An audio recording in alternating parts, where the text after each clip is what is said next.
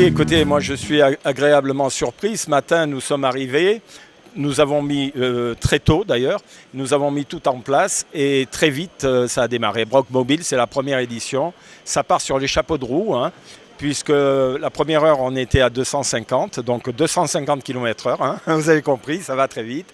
Et là, à l'heure actuelle, effectivement, il y a beaucoup de monde, donc nous sommes très satisfaits. Au niveau des exposants, nous avons dépassé nos objectifs puisque nous sommes à 150 exposants, donc c'est beaucoup. Voilà. Ça laisse augurer de prochaines éditions confortables. C'est le propre, je dirais, des brocantes mécaniques, c'est-à-dire c'est très large. Ça concerne aussi bien l'automobile que la moto. Nous sommes devant un stand où il y a des mobylettes à 100 €. Évidemment, elles sont dans l'état, hein. Mais vous avez des jouets anciens, vous avez de la mécanique, de la grosse mécanique, des moteurs, des boîtes de vitesse. Vous avez des petits accessoires pour restaurer des voitures, donc ça peut être des phares, des compteurs de vitesse, etc.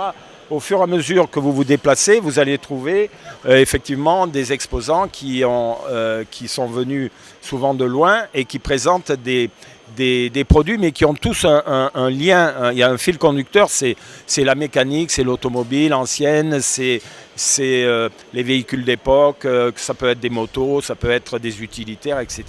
Voilà, donc c'est très varié.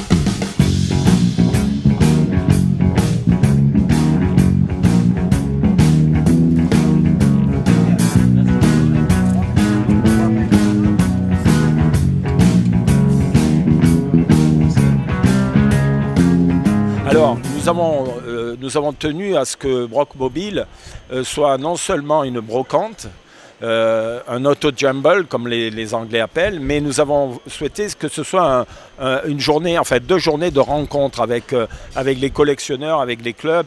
Alors vous avez une partie du parking qui est réservée aux clubs, ça peut être des clubs généralistes, des clubs de marque, et vous avez une deuxième partie du parking qui est réservée aux collectionneurs lambda, c'est-à-dire que vous avez en France des dizaines de milliers de personnes qui ont un véhicule d'époque dans leur garage.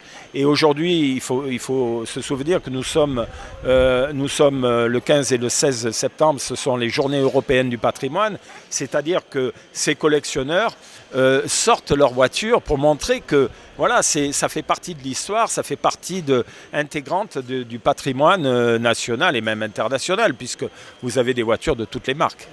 Écoutez, merci à Iris TV d'être venu parce que voilà, vous allez pouvoir suivre l'aventure, hein. C'était la première page du livre et maintenant on va tourner les autres, hein. Merci beaucoup.